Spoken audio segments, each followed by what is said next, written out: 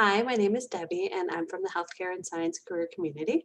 I'm here today with Michael Reynolds from HealthJoy. Michael is also soon to graduate with his master's in public administration from DePaul, and we're here to talk about his career journey. Michael, thank you so much for taking the time to talk with me today.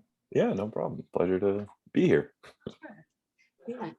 Joining us from the Columbus Crew Stadium. Yeah, virtually, yeah. Here in, though, coming to you live from Chicago, Illinois. Me too. Can you tell us what your job is at HealthJoy and what you do on a daily or weekly basis? Yeah, I currently serve as, my title is like a customer success operations manager. So for HealthJoy, what that effectively boils down to is my background is in customer success, a division of customer service in some capacity. But that has been my historical background in my professional career, working primarily with what we would call like enterprise clients. So in somebody's book of business, these are going to be like typically your larger clients, however your company defines larger. That's usually who I work with, like high value accounts, things of that nature. That has been my, I guess, process or work up to now. But I had an opportunity where we were trying to license a new CRM, or customer relationship manager platform. And I was given the reins, I had expressed to my manager that, I'm really interested in a more support role. Like I'm interested in getting a little bit more into data. And this opportunity came up. So now I have pivoted into this position where I administer this program. And so I'm building processes, I'm coordinating cross collaboration functions across different orgs within HealthJoy. And that's kind of my day to day, is just building our platform, maintaining it, hopefully fixing what's broken and trying to think about what's next. So that's kind of where I'm at right now. Cool. And related, what do you find most rewarding and also most challenging about that role? Most rewarding it's when somebody, because I'm typically like one of the primary stakeholders I am servicing, if you will, internal though they may be, is the team I used to be more directly a part of. So it's when members of the CS or customer success team, or anyone else really that comes aboard, that says, hey, something you built, some process, some report, something that you built, like something it has helped me in this way or something, or made my life a little easier. That's usually what I find the most rewarding. I suppose the most challenging has been probably it's very much a pivot from a subjective field, where CS is a lot of you're managing relationships, especially at the enterprise level. So you're talking with clients. Oftentimes my job involved traveling out in person.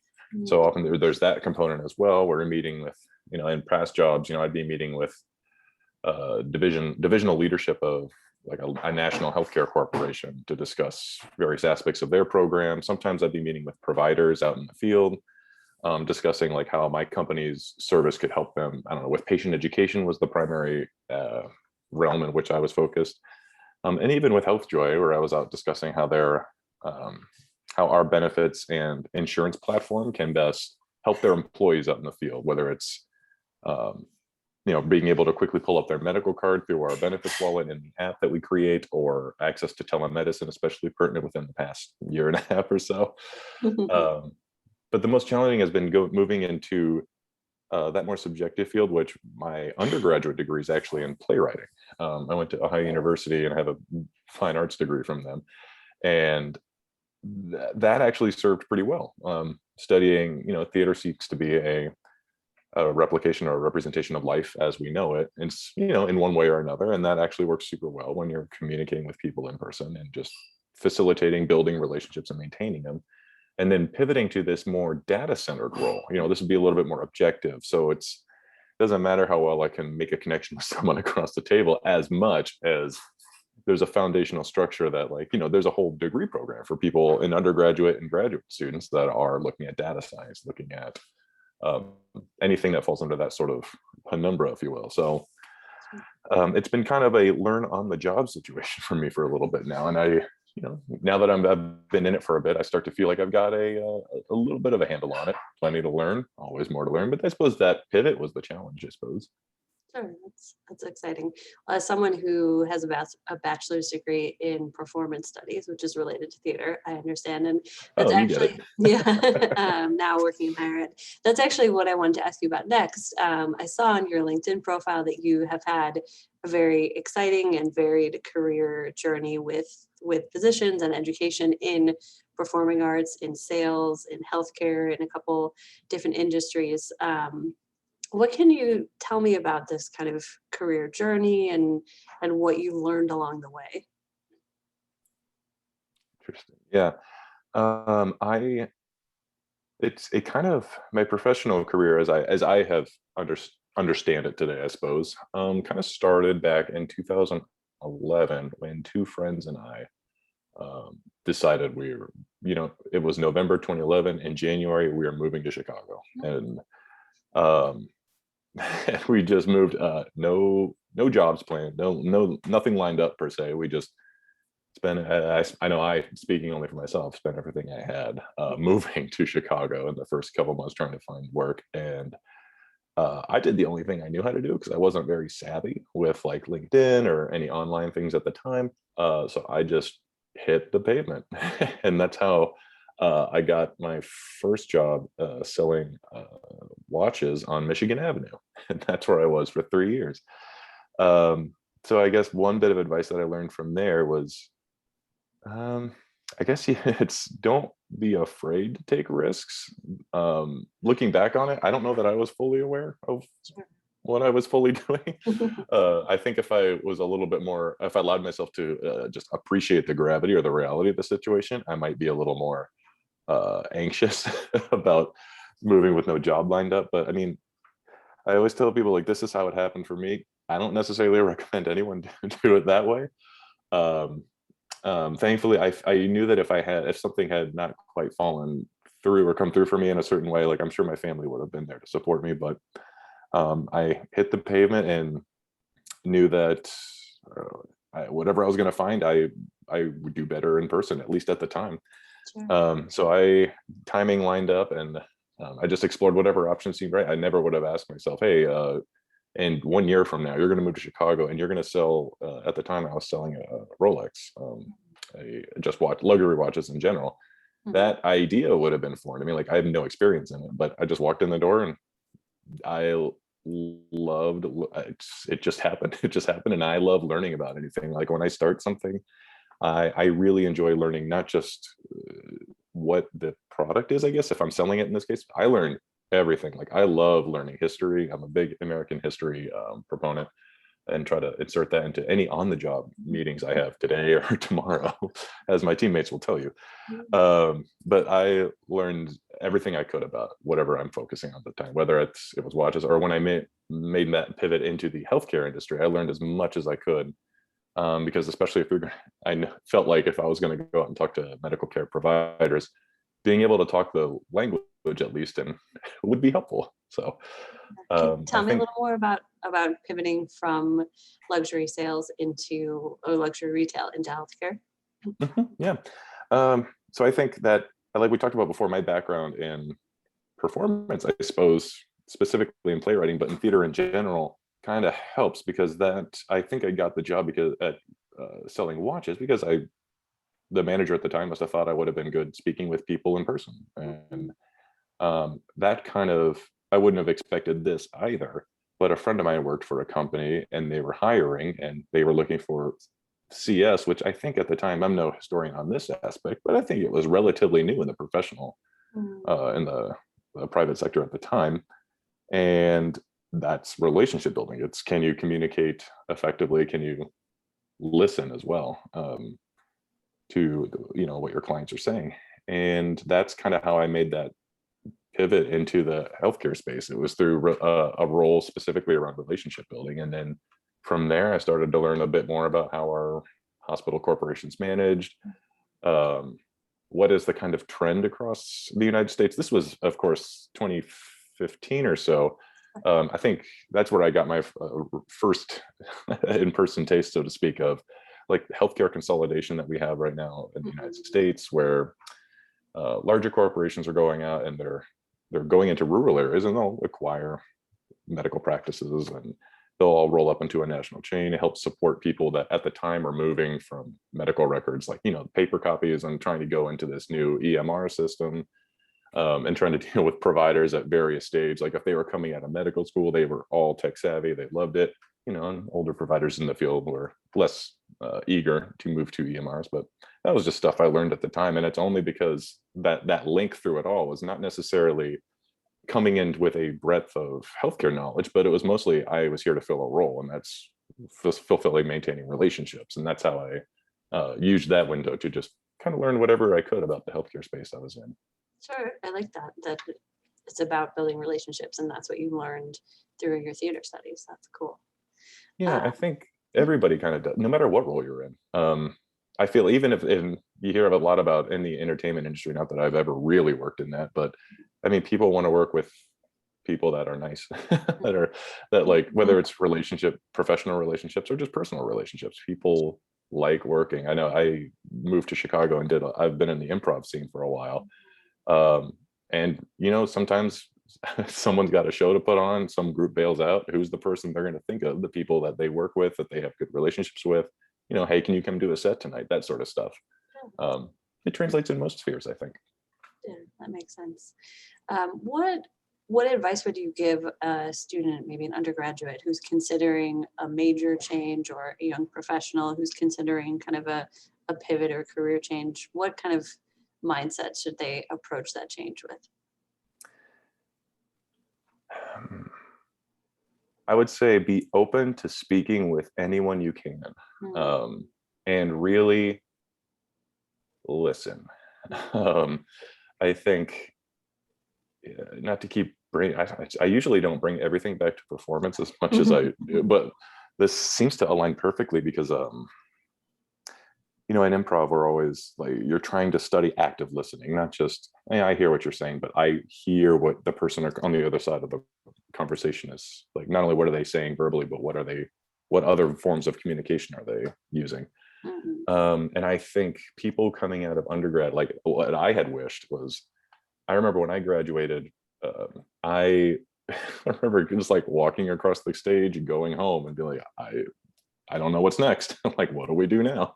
You've been in school for from K to 12 to the end of college, and then there's no steps. Like, you've been I take this class to take this class, and then now there's nothing. You do whatever you want.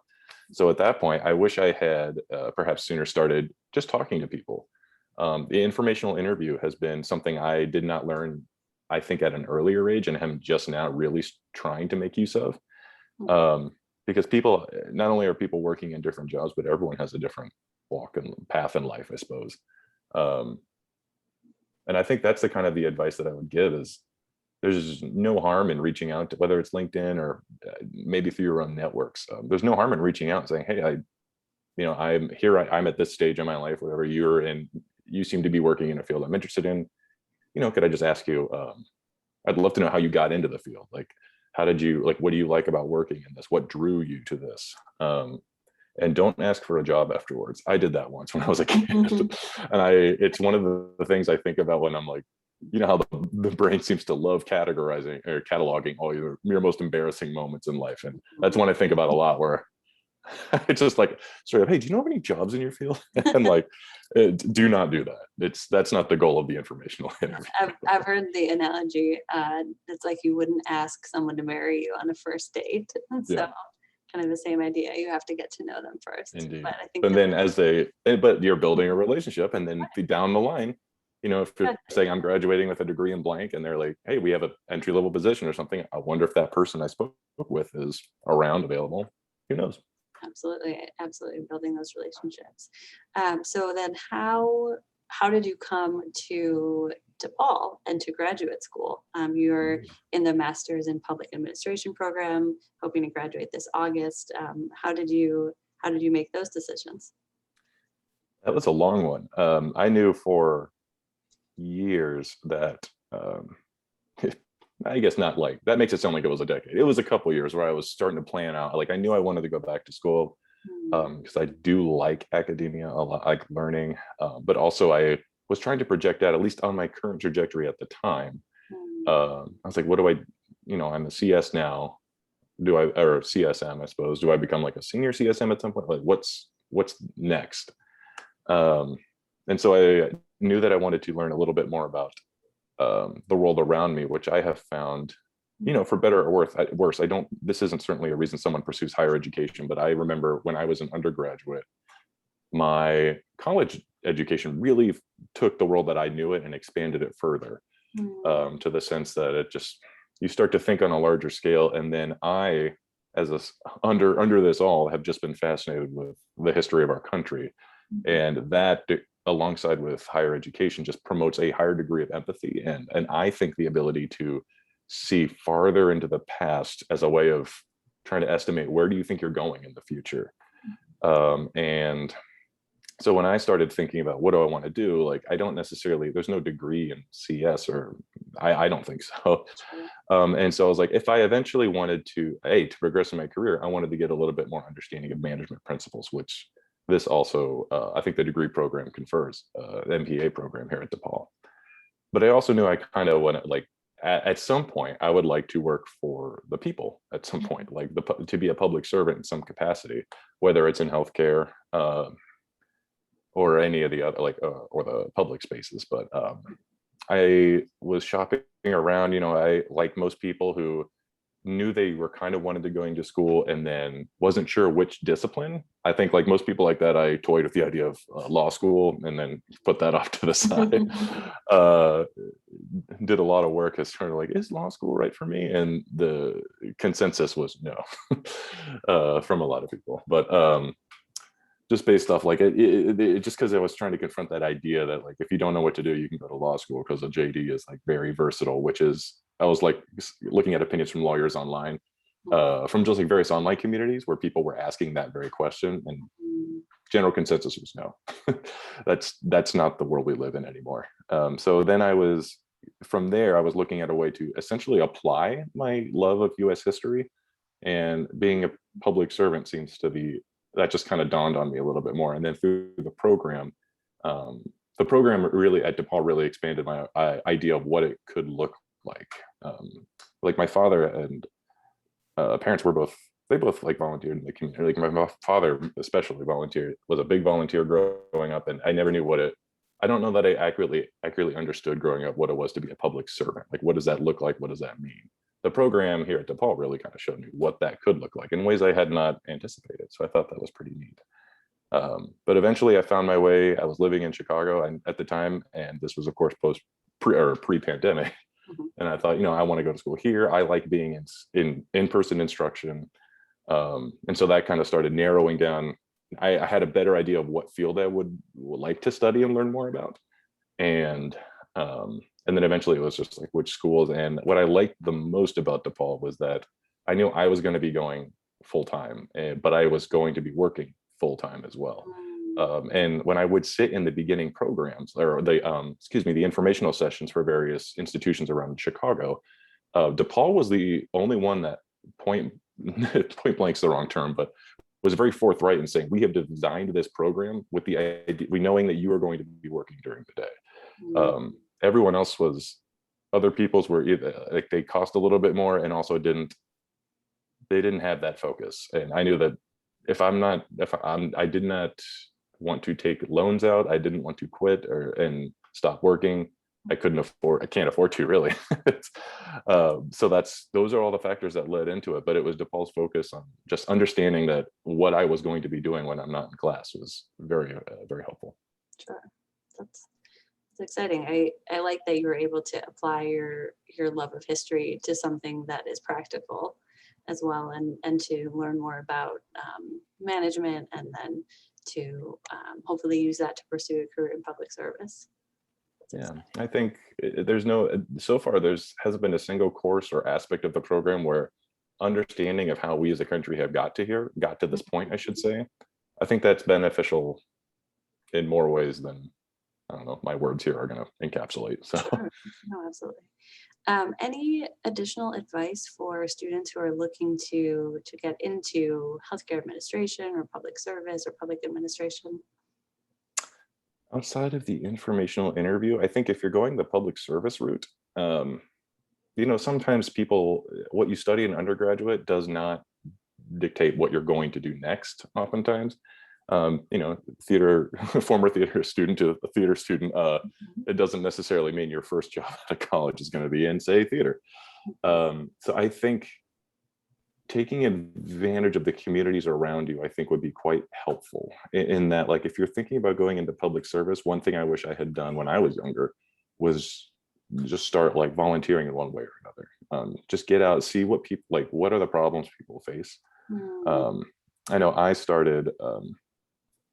I've been particularly interested in studying sustainability and like I like green infrastructure and things of that nature. And that's kind of fueled one of the things I started doing was I started going out and picking up trash in Chicago parks because like I like our parks a lot here in Chicago. And I was, just you can't, it's only so many times you can walk around and see just like litter here and there that you don't want to just do something yourself. That kind of coincided with like, oh, I wonder what other sustainable practices are going on right now. And that kind of kicked off this whole thing that I'm going to be eventually doing my capstone uh, research paper on. But I think just uh, for people graduating undergrad, you're focused on studies for so many of those formative and beginning years of your life that now, I don't know, it's volunteer, see what's going on in the world around you at that point, and who knows where your passions may take you. cool. I think that that is a great place to stop, to see what's happening in the world around you, volunteer, explore your interests. We always say your major doesn't have to equal your career. So I think having an open mind, like you have had throughout your career, is a really great idea. Yeah, Yeah. who knows where your career could take you? Like, I never thought I'd be doing any of the jobs I've done in the past 6, 7 years, but especially if you had told me an undergraduate. So who knows? Yeah, that's fantastic. Well, thank you so much. Hold on, I'm going to stop recording here.